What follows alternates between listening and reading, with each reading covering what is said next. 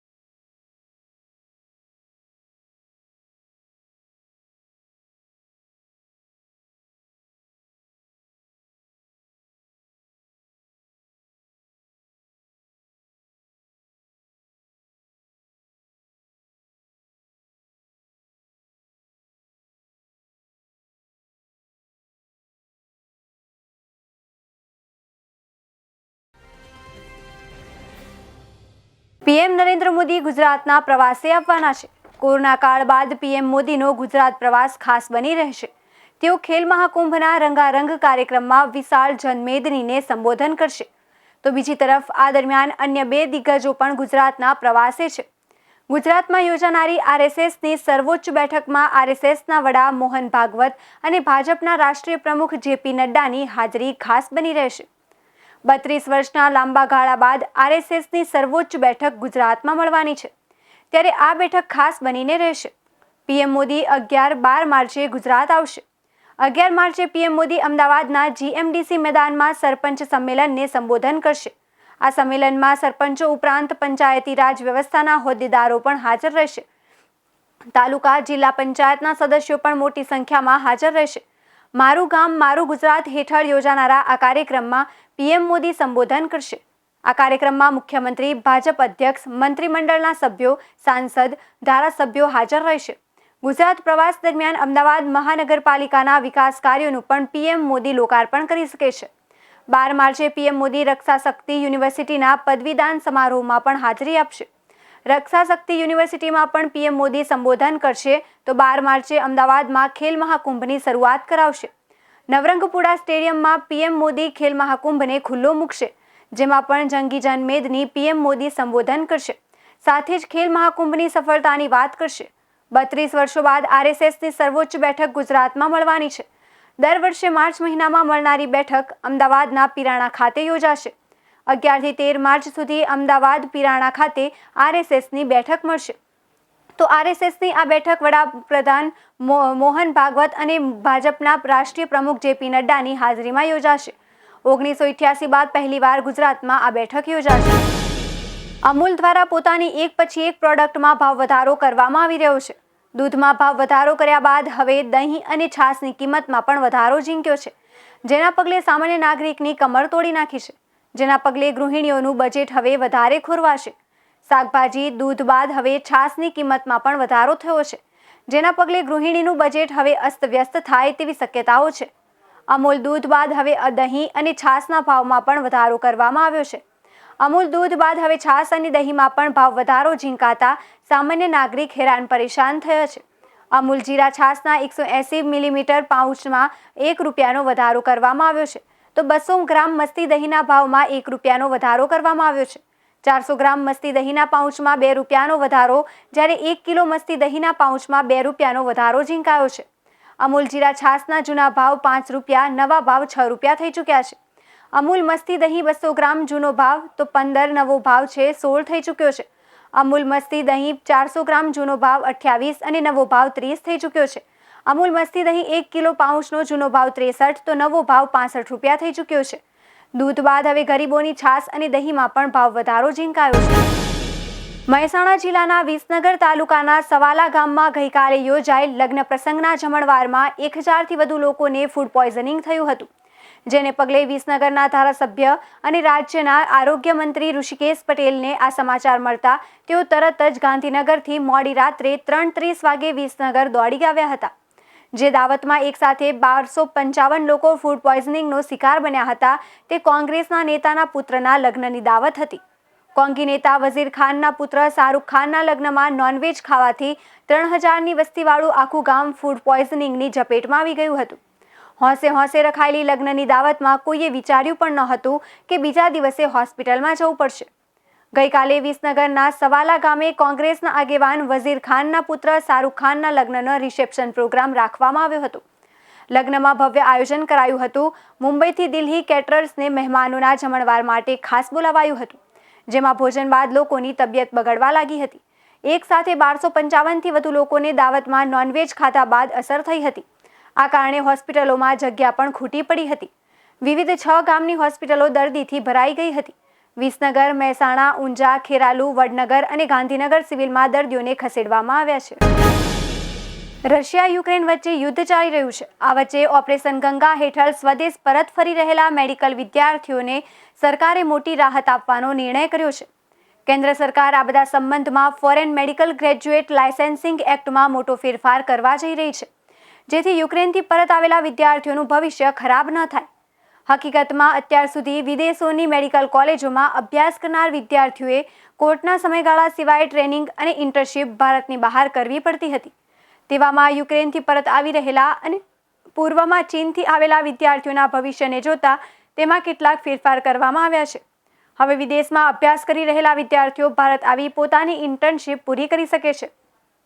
આ પહેલા વિદેશમાં ભણી રહેલા વિદ્યાર્થીઓએ સત્રની વચ્ચે ભારતીય મેડિકલ કોલેજો કે સંસ્થાઓમાં સામેલ કરવાની મંજૂરી ન હતી. તેને લઈને નેશનલ મેડિકલ કમિશને એક પરિપત્ર જાહેર કર્યો છે. પરિપત્રમાં કહેવામાં આવ્યું છે કે ઘણા એવા વિદેશી મેડિકલ ગ્રેજ્યુએટ છે જેની આવી મજબૂર સ્થિતિને કારણે ઇન્ટર્નશીપ અધૂરી છે, કોવિડ-19 મહામારી અને યુદ્ધ જેવી આપદા નિયંત્રણની બહાર છે. તેવામાં તેની પીડા અને તણાવને ધ્યાનમાં રાખતા વિદ્યાર્થીઓ બાકીની ઇન્ટર્નશીપ ભારતમાં પૂરી કરી શકે છે. સ્ટેટ મેડિકલ કાઉન્સિલ પણ આમ કરી શકે છે, પરંતુ ઉમેદવારે ભારતમાં ઇન્ટર્નશીપ પૂરી કરવા માટે અરજી કરતા પહેલા MFGE ક્લિયર કર્યું હોય. મહત્વનું છે કે મીડિયા રિપોર્ટ પ્રમાણે ચીન અને યુક્રેનથી આવેલા 25,000 વિદ્યાર્થીઓને FMGL એક્ટમાં ફેરફારનો લાભ મળી શકે છે. ચીખલી તાલુકાના સિયાદા ગામે આવેલી પ્રાથમિક શાળાના એક વર્ગ શિક્ષક દ્વારા વિદ્યાર્થીને મારવામાં આવતા તેમજ ધાકધમકી આપતા વિદ્યાર્થીના પિતાએ ખેરગામ પોલીસ સ્ટેશનમાં શિક્ષક વિરુદ્ધ ફરિયાદ આપી છે, તો ખેરગામ પોલીસે શિક્ષક વિરુદ્ધ ગુનો દાખલ કરી વધુ તપાસ હાથ ધરી છે. ચીખલી તાલુકાના કણભાઈ ગામે દેસાઈ ફળિયામાં રહેતા 8 વર્ષીય પ્રિયાંશ દિલીપભાઈ સોલંકી સિયા કબીરવાડ ખાતે આવેલ પ્રાથમિક શાળામાં ધોરણ 3માં અભ્યાસ કરે છે. આ વિદ્યાર્થીને શાળાના વર્ગ શિક્ષક હસમુખજી પટેલ દ્વારા 1.5 માસ અગાઉ વિદ્યાર્થી પ્રિયાંશને કોઈક કારણોસર પીઠમાં ધક્કમધુક્કીને મારતા 4-5 દિવસ પ્રિયાંશને શરીરમાં દુખાવો રહ્યો હતો. ત્યારબાદ આજ શિક્ષક દ્વારા પ્રિયાંશ પાસે સ્વાધ્યાયનું કાગળ માંગવામાં આવ્યું અને સાહેબે સ્વાધ્યાય શોધીને આપવા કહ્યું, પરંતુ પ્રિયાંશને શિક્ષક દ્વારા કોઈ પેપર કે સ્વાધ્યાય આપવામાં આવ્યું ન હતું, જે બાબતે પણ પ્રિયાંશને માથામાં માર્યું. જો કે સ્વાધ્યાય પેપર છેવટે શિક્ષક હસમુખ પટેલની બેગમાંથી મળ્યું. ત્યારબાદ 24/2/2022ના રોજ પણ શિક્ષક હસમુખ પટેલ દ્વારા તે દરમિયાન પણ ધક્કા મૂકીને મારમારી કરવામાં આવ્યો હતો, જે અંગે પ્રિયાંશે તેના પિતાને તમામ હકીકતોની જાણ કરતા તેના પિતાએ શાળાના આચાર્યને ફોનથી જાણ કરી હતી અને આ ફરિયાદથી શિક્ષક હસમુખ પટેલ વધુ ઉગ્ર બની ચાલુ ક્લાસે વિદ્યાર્થી પ્રિયાંશને ધમકી આપી કે તારા બાપની સામે હું તને મારીશ. ત્યારબાદ શિક્ષક હસમુખ પટેલ દ્વારા શાળામાં LC કાઢી આપવાની પણ ધમકી આપવામાં આવી હતી, જે અંગેની આજરોજ ફરિયાદ ખેરગામ પોલીસ મથકમાં ભોગ બનનાર પ્રિયાંશના પિતાએ નોંધાવતા આગળની વધુ તપાસ ખેરગામ પોલીસે હાથ ધરી છે. સાહેબ, મારો છોકરો 3જા ધોરણમાં ભણે છે, તો એને 1.5 માસ પહેલાં પણ મારવામાં આવ્યો છે. સેકન્ડ ટાઈમ પણ કોઈ પેપર બાબતમાં મારવામાં આવ્યો છે. ત્રીજી વાર પણ 24 તારીખના રોજ મારવામાં આવ્યો છે, જેની મેં ફરિયાદ આચાર્યશ્રીને કરી હતી રૂબરૂમાં. અને બીજે દિવસે મારા છોકરાને પાછો વર્ગ શિક્ષક તરીકે તરફથી કહેવામાં આવ્યું છે કે સાલા તારા બાપની સામે મારીશ. એમને મેં રજૂઆત કરી વર્ગ શિક્ષકશ્રીને કે સાહેબ આવી રીતે બાળકને ધમકી નહીં આપશો, કારણ કે માંદો ને માંદો રહે છે. એમણે કીધું કે જે વાલી અમને ફરિયાદ કરશે તો એ બાળકના ઉપર અમે ધ્યાન નહીં આપીશું ભણવામાં, અને ત્યારબાદ અમે LC કાઢી આપીશું. જે બાબતમાં મેં SS માલ PSI મેડમને ખેરગામ પોલીસ સ્ટેશનમાં મારી કમ્પ્લેન નોંધાવી છે, FIR થઈ ગઈ છે. ફરિયાદી શ્રી દિલીપભાઈ મનસુભાઈ સોલંકી નાઓ એ ખેરગામ પોલીસ સ્ટેશનમાં એક NC ફરિયાદ આપેલ છે 323-504-506 મુજબ. એ આરોપી છે હસમુખભાઈ પટેલ, જે શિક્ષક છે મુખ્ય પ્રાથમિક શાળા સિયાદા. તે ફરિયાદમાં હકીકત એવી જણાવેલ છે કે તેમનો છોકરો ધોરણ 3માં અભ્યાસ કરે છે.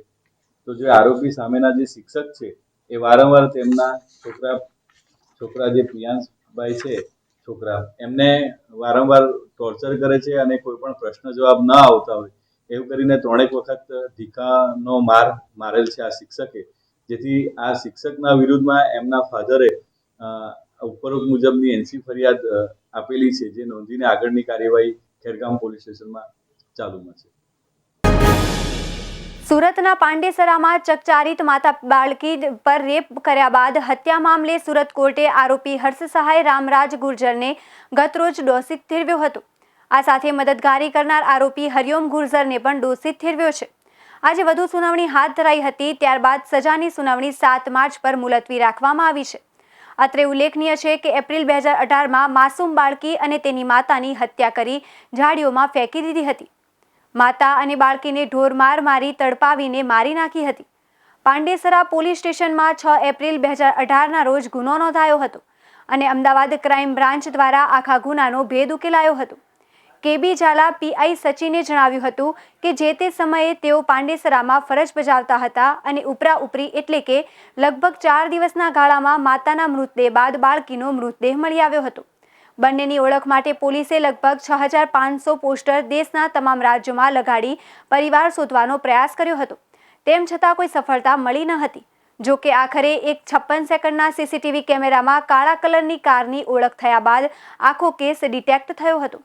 વધુમાં જણાવાયું હતું કે આરોપી પકડાઈ ગયો હતો અને પૂછપરછમાં આરોપીએ ગુનો કબૂલ કરતા અધિકારીઓ પણ ચોંકી ગયા હતા. રાજસ્થાનના એક ગામમાંથી માતા દીકરીને કામ અપાવવાના બહાને સુરત જિલ્લાના કામરેજ ગામે લવાયા હતા, જ્યાં કન્સ્ટ્રક્શન સાઇટ પર કામ આપવામાં આવ્યું હતું. જો કે કોઈ વાત ઉપર રકઝક થતા આરોપીએ મહિલાને ફાંસો આપી પતાવી દીધા બાદ એરપોર્ટ રોડ ઉપર ઝાડીમાં ફેંકી દીધી હતી અને માસૂમ દીકરીને પોતાની સાથે પોતાના જ ઘરમાં રાખતો હતો. જ્યાં પણ ડર એટલે કે પરિવાર બાળકીને લઈ કોઈ પ્રશ્ન ઊભો કરે તેવો ડર વચ્ચે આરોપીએ બાળકીને મારી નાખી પોતાની કારમાં ઘરથી થોડે દૂર ફેંકી દીધી હતી. મોડાસા નગરની તાજેતરમાં યોજાયેલ ફાયર વિભાગની પરીક્ષા રદ કરવા અને પુનઃ પરીક્ષા યોજવા પાલિકાની પસંદગી કમિટી દ્વારા પ્રાદેશિક કમિશનર કચેરીએ ઠરાવ કરી મોકલી આપવામાં આવ્યો છે. તો મોડાસા નગરપાલિકામાં ફાયર વિભાગનું મહેકમ મંજૂર થયેલ છે, જેમાં બીજા તબક્કાની પરીક્ષા 2 માસ અગાઉ યોજાઈ હતી, જેનું પરિણામ પાલિકાને બંધ કવરમાં મળ્યું હતું. પરંતુ વચેટિયા ઈસમો દ્વારા ઉમેદવારો પાસે રૂપિયાની માંગણી થઈ હોવાનું જે તે સમયે પાલિકાના પ્રમુખને ધ્યાને આવતા વડી કચેરીએ લેખિતમાં જાણ કરવામાં આવી હતી. ઉમેદવારોને આર્થિક નુકસાન અને પાલિકાની છબી ન ખરડાય તે હેતુથી પાલિકાની પસંદગી કમિટી દ્વારા પરીક્ષા રદ કરી પુનઃ પરીક્ષા યોજવા પ્રાદેશિક કમિશનર કચેરીએ ઠરાવ કરી મોકલી આપ્યો હોવાનું પાલિકાના પ્રમુખે જણાવ્યું હતું. ફાયર વિભાગનું મહેકમ મોડાસા નગરપાલિકામાં મંજૂર થયેલ છે અને બીજા તબક્કાની ફાયરની પરીક્ષા લેવાઈ હતી, જેનું અમને રિઝલ્ટ બંધ કવરમાં મળેલ હતું. પરંતુ વચોટિયા કોઈ ઈસમો દ્વારા ઉમેદવારો પાસેથી પૈસાની માગણી થયેલ હોય એવું પ્રિન્ટ મીડિયા અને એ સમાચાર પત્રો દ્વારા અમને જાણવામાં મળેલ અને તે વિષય પર અમે અમારી વડી કચેરીમાં પણ લેખિતમાં આની જાણ કરેલ હતી. તેમ છતાં ઉમેદવારોને કોઈ આર્થિક નુકસાન ન થાય અને નગરપાલિકા કે નગરપાલિકાના હોદ્દેદારશ્રીઓ પર કોઈ બદનામી ન આવે તે હેતુથી પસંદગી સમિતિ દ્વારા એ પરીક્ષાને રદ કરી પુનઃ પરીક્ષા લેવા માટે અમે પ્રાદેશિક કમિશનરમાં ઠરાવ કરી અને મોકલી આપેલ છે. સુપ્રસિદ્ધ સાળંગપુર કષ્ટભંજન હનુમાનજી મંદિરે શનિવારે ફ્રૂટનો ભવ્ય શણગાર કરાયો છે. હરિભક્તોએ દર્શન કરી ધન્યતા અનુભવી હતી. તો સુપ્રસિદ્ધ સાળંગપુર કષ્ટભંજન હનુમાનજી મંદિરે હનુમાન દાદાને આજે શનિવારે ફ્રૂટનો ભવ્ય શણગાર કરવામાં આવ્યો છે. મોટી સંખ્યામાં હરિભક્તો શણગારનો લાભ લીધો હતો. તો ભક્તોએ દાદાના દર્શન કરી ધન્યતા અનુભવી છે. હનુમાન દાદાને તેમજ તેમની બાજુની જગ્યામાં મોટી સંખ્યામાં ફ્રૂટનો અદ્ભુત શણગાર કરવામાં આવ્યો છે. હનુમાનજી મંદિર વહીવટી વિભાગ તરફથી અહીંયા અલગ અલગ પ્રકારના શણગારો તહેવારો પર કરવામાં આવતા હોય છે. જય સ્વામિનારાયણ, જય કષ્ટભંજન દેવ. આજે શનિવારના દિવસે હનુમાનજી મહારાજને ફળો ખૂબ પ્રિય છે, ત્યારે શ્રી સ્વામિનારાયણ ગુરુકુલ ભાવનગરથી પૂજ્ય કેપી સ્વામીના યજમાન પદે દાદાને વિવિધ ફળોનો અન્નકોટ ધરાવવામાં આવ્યો છે, તેમજ સિંહાસનને પણ ફળો અને ફૂલોથી સુશોભિત કરવામાં આવ્યું છે, જે જોઈને હજારો ને લાખો લોકો ખૂબ ભાવવિભોર બન્યા છે અને અહીંયા દાદાના દર્શનાર્થે ખૂબ જ લોકો ઉમટી રહ્યા છે. અંબાજીના ગબ્બર પર્વત ઉપર અંદાજે રૂપિયા 13.25 કરોડના ખર્ચે લેઝર લાઇટ એન્ડ સાઉન્ડનું આયોજન કરવામાં આવ્યું છે. ગબ્બર પર્વત ઉપર લેઝર લાઇટ દ્વારા સમગ્ર ફિલ્મ સ્વરૂપે પ્રોજેક્ટથી શો બતાવવામાં આવશે. રાજ્ય સરકાર દ્વારા રાજ્યમાં સ્થાપિત ધાર્મિક સ્થાનોને યાત્રાધામની સાથે પ્રવાસન ધામ તરીકે વિકસે ને વધુમાં વધુ પ્રવાસીઓ આવા સ્થળોની મુલાકાત લે તેવા પ્રયાસો હાથ ધર્યા છે, જેમાં ખાસ કરીને શક્તિપીઠ અંબાજીના ગબ્બર ગઢની તળેટીમાં તત્કાલીન મુખ્યમંત્રી અને હાલના વડાપ્રધાન નરેન્દ્ર મોદીની ઈચ્છા અનુસાર શ્રદ્ધાળુઓને વિવિધ દેશોમાં સ્થાપિત 51 શક્તિપીઠ સ્થળોના એક સાથે એક જ જગ્યાએ ને એક જ સમયે દર્શન થાય તેવું સ્થળ બનાવવામાં આવ્યું છે. અને હવે અંબાજીના ગબ્બર પર્વત ઉપર અંદાજે રૂપિયા 13.25 કરોડના ખર્ચે લેઝર લાઇટ એન્ડ સાઉન્ડનું આયોજન હાથ ધરવામાં આવ્યું છે. મા અંબાના મૂળ સ્થાન ગણાતા ગબ્બર ગઢ ઉપર દેશ વિદેશમાં સ્થાપિત 51 શક્તિપીઠોની મહિમા અને મહાત્મ્ય સચિત્રને સાઉન્ડ સાથે સમજાવવા મોટું આયોજન કર્યું છે. ગબ્બર ગઢ ઉપર ન જઈ શકનાર તેમજ 51 શક્તિપીઠ મંદિરોની પરિક્રમા ન કરી શકે તેવા ભક્તોને મા અંબાની ઉત્પત્તિ સાથે 51 શક્તિપીઠોની ઉત્પત્તિની ઐતિહાસિક ગાથા મનોરંજનના માધ્યમથી મળી શકે તે માટે ગબ્બર પર્વત ઉપર લેઝર લાઇટ એન્ડ સાઉન્ડ શોનું આયોજન હાથ ધરાયું છે. હાલ તબક્કે આની તૈયારીઓ અંતિમ ચરણમાં જોવા મળી રહી છે, જેનું ટેસ્ટિંગ હાથ ધરવામાં આવી રહ્યું છે. તો લેઝર લાઇટ દ્વારા ગબ્બર પર્વત ઉપર પ્રકાશ પાડી સમગ્ર ફિલ્મ સ્વરૂપે પ્રોજેક્ટથી શો બતાવવામાં આવશે, જે આગામી એપ્રિલ 2022 દરમિયાન ખુલ્લું મૂકવાની પણ શક્યતાઓ જોવા મળી રહી છે. આ પ્રોજેક્ટમાં 6 વિડીયો અને લેઝર સિસ્ટમ, 2 લેઝર પ્રોજેક્ટર અને 1 વ્હાઇટ લેઝર અને ઓડિયો સિસ્ટમનો ઉપયોગ કરાશે. આ પ્રોજેક્ટની 3 વર્ષ માટે જાળવણી અને મરામત માટે રૂપિયા 13 કરોડ ઉપરાંતનો ખર્ચ કરવામાં આવ્યો છે. તો બનાસકાંઠા જિલ્લાના કલેક્ટર આનંદ પટેલે જણાવ્યું છે કે 51 શક્તિપીઠ મંદિરોની પરિક્રમા ન કરી શકે તેવા ભક્તોને મા અંબાની ઉત્પત્તિ સાથે 51 શક્તિપીઠોની ઉત્પત્તિની ઐતિહાસિક ગાથા મનોરંજનના માધ્યમથી મળી શકે છે. લેઝર લાઇટ દ્વારા ગબ્બર પર્વત ઉપર પ્રકાશ પાડી સમગ્ર ફિલ્મ સ્વરૂપે પ્રોજેક્ટથી શો બતાવવામાં આવશે. યાત્રાધામની સાથે પ્રવાસન ધામ તરીકે વિકસે ને વધુમાં વધુ પ્રવાસીઓ આવા સ્થળોની મુલાકાત લે તેવા પ્રયાસો હાથ ધરવામાં આવ્યા છે. શ્રદ્ધાળુઓને વિવિધ દેશોમાં સ્થાપિત 51 શક્તિપીઠ સ્થળોના એક સાથે એક જ જગ્યાએ ને એક જ સમયે દર્શન થાય તેવું સ્થળ બનાવવામાં આવ્યું છે. રાજ્ય સરકાર શ્રી દ્વારા યાત્રાધામ વિકાસ બોર્ડ હસ્તક એક ભવ્ય લાઇટ એન્ડ સાઉન્ડ શો પણ ગબ્બર ખાતે થાય એવું આયોજન કરવામાં આવ્યું છે. આગામી સમયમાં આ પ્રકારનો light and sound show almost લગભગ 13 કરોડથી વધારે રૂપિયાના ખર્ચે ત્યાં જે સતી માતાની જે આખી આપણી કહાની છે એ આપણા ભાવિક ભક્તો ત્યાં આવે અને સાથે સાથે 51 શક્તિપીઠ નિર્માણ કેવી રીતના પામ્યા એની જે કહાની છે એ જોઈ શકે અને ધન્યતા અનુભવી શકે, અને સાથે સાથે 51 શક્તિપીઠ જે ગબ્બર પરિક્રમા પથ છે એ પથનો લાભ લઈ તમામ 51 શક્તિપીઠનો એક જ જગ્યાએ એક જ જન્મમાં દર્શનનો લાભ ઉઠાવી શકે એ પ્રકારનું આયોજન રાજ્ય સરકાર દ્વારા કરવામાં આવેલું છે. ગલિયાણા સાબરમતી નદીના કાંઠે પાણીમાં લીલા કુંભવેલ વચ્ચે 10 ગાયો ફસાઈ ગઈ તો 3 ગાયોના મોત થયા હતા. ગલિયાણા સાબરમતી નદીના કાંઠે પાણીમાં લીલા કુંભવેલ વચ્ચે 10 ગાયો ફસાઈ ગઈ છે, જેમાંથી 3ને બચાવી લેવાઈ છે તો 2 ગાયોના મોત થયા છે. તેમજ હજુ 4 થી 5 ગાયોની શોધખોળ મોડી રાત સુધી ચાલુ રાખી છે. ગલિયાણા ગામના ગોવાળિયાઓ ગઈકાલે સાબરમતી નદીના સામા કાંઠે ગાયોને ચરાવવા લઈ ગયા હતા, જેમાંની કેટલીક ગાયો બપોરના 2 વાગ્યાના સુમારે પાણી પીવા નદીની અંદર ઉતરી હતી, જેને લઈ નદીની અંદર રહેલી લીલી કુંભવેલના સામ્રાજ્ય વચ્ચે 10 જેટલી ગાયો ફસાઈ ગઈ હતી. જે વાતની જાણ ગલિયાણા ગામના લોકોને થતાં ગામના લોકોના ટોળેટોળા દોરડા લઈને ગાયોને બચાવવાની કામગીરી શરૂ કરી હતી. નદીની અંદર દોરડા બાંધી ગામ લોકો ગાયોને બચાવવા નદીની અંદર પડ્યા હતા, જેમાંથી 3 ગાયોને ગ્રામ લોકોએ સાંજના 7 વાગ્યા સુધીમાં બચાવી લીધી હતી અને 2 ગાયો મરણ થયેલી બહાર કાઢવામાં આવી છે. તેમજ અન્ય ફસાયેલ ગાયોને બહાર કાઢવાની કામગીરી શરૂ કરવામાં આવી હતી, પરંતુ ધીમી રાત્રે પડતા ગાયોને બહાર કાઢવી મુશ્કેલ હતી, જેને લઈને કોઈએ આણંદ કલેક્ટરને જાણ કરાતા તારાપુર મામલતદારને ઘટના સ્થળે પહોંચવા સૂચનો અપાતા રાત્રે 10 વાગ્યે મામલતદાર પ્રીતિબેન પટેલ તેઓની ટીમ સાથે ઘટના સ્થળે પહોંચ્યા હતા. તેમજ ખંભાત તથા આણંદ ફાયર બ્રિગેડ ટીમ પણ પોતાના સાધનો અને બોટ લઈને પહોંચી ગાયો બચાવવાની કામગીરી શરૂ કરી હતી. બાકી ફસાયેલ ગાયોને બચાવવા ફાયર બ્રિગેડની ટીમ કામે લાગી હતી. ગાયોને બહાર કાઢવાનું રેસ્ક્યુ મોડી રાત સુધી ચાલુ રાખ્યું હતું. પર્યાવરણ સંરક્ષણ માટે સરકાર દ્વારા અનેક પ્રયાસો કરવામાં આવી રહ્યા છે. સરકારના આ પ્રયાસમાંથી બોધપાઠ લઈને સ્થાનિક મહિલાઓને ઘરે બેઠા રોજગારી અને પ્રદેશની મહિલાઓને આત્મનિર્ભર બને તેવા સુંદર આશય સાથે દમણ જિલ્લા પંચાયતના મહિલા સભ્ય વાર્ષિકબેન વર્ષાબેન દ્વારા વરકુંડ ગામની મહિલાઓને ગાયના ગોબરમાંથી ગૌકાષ્ઠ બનાવવાની તાલીમ આપવામાં આવી હતી.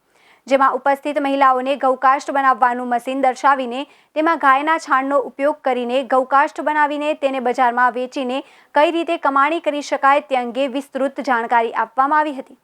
આ પ્રસંગે દમણ જિલ્લા પંચાયતના ફાઇનાન્સ સેક્રેટરી ગૌરવસિંહ રાજાવત અને બીડીઓ પણ ઉપસ્થિત રહ્યા હતા, જેમણે મહિલાઓને ગૌકાષ્ઠ બનાવીને નાનો વેપાર શરૂ કરવાની પહેલ કરી હતી, જેમાં પ્રશાસન તરફથી બનતી તમામ મદદ આપવાનું આશ્વાસન પણ આપ્યું હતું. આ ગૌકાષ્ઠ મશીનની કિંમત લગભગ 1 લાખ રૂપિયા છે. મશીનની મદદથી બનેલા ગૌકાષ્ઠનો બળતણ તરીકે તેમજ મૃતદેહના અંતિમ સંસ્કારમાં ઉપયોગ થઈ શકે છે. આમાંથી નીકળતા ધુમાડાથી પ્રદૂષણ ઘટશે અને પર્યાવરણને પણ દૂષિત થવાથી બચાવી શકાશે. અને સૌથી મોટો ફાયદો એ છે કે અંતિમ સંસ્કારમાં ગૌકાષ્ઠનો ઉપયોગ કરવાથી વૃક્ષો કપાતા બચાવી શકાશે. તો આ વચ્ચે સમાચાર મળી રહ્યા છે ફતેપુરાથી. ફતેપુરા તાલુકાનો વિદ્યાર્થી યુક્રેનથી પોતાના વતન પહોંચ્યો છે. ઓપરેશન ગંગા હેઠળ યુક્રેનથી પરત ભારત પહોંચ્યો છે આ વિદ્યાર્થી. ગવાડુંગર ગામનો સ્નેહલ પટેલ ઓડિશામાં અભ્યાસ કરતો હતો. તો સ્નેહલ હેમખેમ પરત ઘરે પહોંચતા પરિવારમાં ખુશીનો માહોલ જોવા મળી રહ્યો છે. યુક્રેનની ઓડેસા મેડિકલ યુનિવર્સિટીમાં અભ્યાસ કરતો હતો સ્નેહલ પટેલ. 50 જેટલા વિદ્યાર્થીઓ બસ ભાડે કરી રોમાનિયા બોર્ડર પર પહોંચ્યા હતા. તો 24 કલાક સુધી સંઘર્ષ કર્યા બાદ સ્નેહલ પટેલ રોમાનિયા બોર્ડર પહોંચ્યો હતો. ફતેપુરા તાલુકાનો વિદ્યાર્થી યુક્રેનથી પોતાના વતન પરત પહોંચ્યો છે. ઓપરેશન ગંગા હેઠળ યુક્રેનથી પરત ભારત પહોંચ્યો છે આ વિદ્યાર્થી. ગવાડુંગર ગામનો સ્નેહલ પટેલ ઓડિશામાં અભ્યાસ કરતો હતો. તો સ્નેહલ હેમખેમ પરત ઘરે પહોંચતા પરિવારજનોમાં ખુશીનો માહોલ જોવા મળી રહ્યો છે. યુક્રેનની ઓડેસા મેડિકલ યુનિવર્સિટીમાં અભ્યાસ કરતો હતો સ્નેહલ પટેલ. 50 જેટલા વિદ્યાર્થીઓ બસ ભાડે કરી રોમાનિયા બોર્ડર પર પહોંચ્યા હતા. તો 24 કલાક સુધી સંઘર્ષ કર્યા બાદ સ્નેહલ પટેલ રોમાનિયા બોર્ડર પર પહોંચ્યો હતો અને ત્યાંથી ભારત પરત ફર્યો છે. પહેલાં તો 20 તારીખે બંને દેશો વચ્ચે થોડું અમે ટીવીમાં રોજ જતા ને અમારા બાબા સાથે બી વાત થતી હતી કે ભાઈ આવું થોડુંક ક્યાંક બોર્ડર ઉપર રશિયા અને યુક્રેન વચ્ચે થાય છે. પણ એવું હતું કે કદાચ બોર્ડરો ઉપર હશે, આટલા હદ સુધી થશે એવી ખબર ન હતી. પછી 24 તારીખે કોન્ટેક્ટ થયો તો કે 23મી સાંજે ત્યાં યુદ્ધની શરૂઆત થઈ ગઈ હતી. એટલે મેં મારા બાબાને કીધું કે ભાઈ તું ગમે તે હિસાબે ત્યાંથી નીકળી આવ. પણ એક બાજુથી સતત ત્યાં ગોળાબારી થતી હતી અને મિસાઇલ હુમલો થતો હતો. તો છતાં પછી એને રિસ્ક લઈ અને 25મીએ ત્યાંથી બસ દ્વારા બોર્ડર ઉપર નીકળી આવેલો. અને મને પછી અહીંયા ખબર પડી એટલે મેં અહીંયા પ્રાંત સાહેબ ફતેપુરા, દાહોદ કલેક્ટર ઓફિસમાં, પછી દાહોદ જિલ્લા ભાજપના યુવા પ્રમુખ અમલિયર સાહેબ, પછી મનીષાબેન સુથાર, એમને ઈમેલ કરીને મેં જાણ કરેલી. પછી એ બોર્ડર ક્રોસ કરવા માટે લગભગ 20થી 25 કિલોમીટર સુધી એ લોકો ચાલ્યા અને 20-25 કલાક પણ એમને ત્યાં ભોગ આપેલો છે. પછી મામલતદાર સાહેબ, અમલિયાર સાહેબ અને જિલ્લામાંથી સતત મારા ઉપર અપડેટ માંગવામાં આવતી હતી કે ભાઈ શું પરિસ્થિતિ છે, શું છે, શું ન્યૂઝ છે, બરાબર. અને સહકાર પૂરેપૂરો આપેલો છે. અને બીજું કે રાજ્ય સરકાર, ભાજપ અને ગુજરાતની રાજ્ય સરકાર અને આપણા બાહોશ નેતા કે જે વિશ્વમાં જે એક એમની એ છે કામ કરવાની આવડત અને એમનો એક વજનદાર નેતા તરીકે ભાર છે, એ આજે મોદી સાહેબે જ કરી જાણ્યું છે. બીજાથી આ બાળકોને પાછા ઇન્ડિયા લાવવા એ બહુ કઠિન કામ હતું. એ આપણા લોકલાડીલા નેતા છે આજના ભારત દેશના વડાપ્રધાન, એ જ આ એક સપનું સાકાર અમારું કર્યું છે. એટલે ખૂબ ખૂબ આભાર માનું છું. પટેલ કાળુ. હું ઓડેસામાં રહું છું. ઓડેસામાં 24ના રોજ બધાને ખબર જ છે કે બોમ્બ એર સ્ટ્રાઇક થઈ હતી અને એ બોમ્બ ત્યાંના પોર્ટ પર પડ્યો હતો અને હું પોર્ટથી લગભગ 1 કિલોમીટર દૂર જ રહેતો હતો અને ત્યાં તેનો અવાજ હજુ મને ખબર છે અને ત્યાં પછી તરત જ 25 યુક્રેનિયન આર્મી ટેન્ક અને ઓલ થિંગ્સ ત્યાં પ્રોવાઈડ કરી અને પછી ત્યાંના પ્રો રશિયનોએ ફાયરિંગ સ્ટાર્ટ કરી અને થોડી સ્થિતિ એ થતાં પછી અમે લોકોએ નિર્ણય લીધો કે ત્યાંથી નીકળી જવું સારું રહેશે. સાંજના સમાચારમાં બસ આટલું જ. વધુ સમાચાર જોવા માટે જોતા રહો અરવલ્લી સમાચાર, એટલે તમારો વિસ્તાર, તમારી વાત.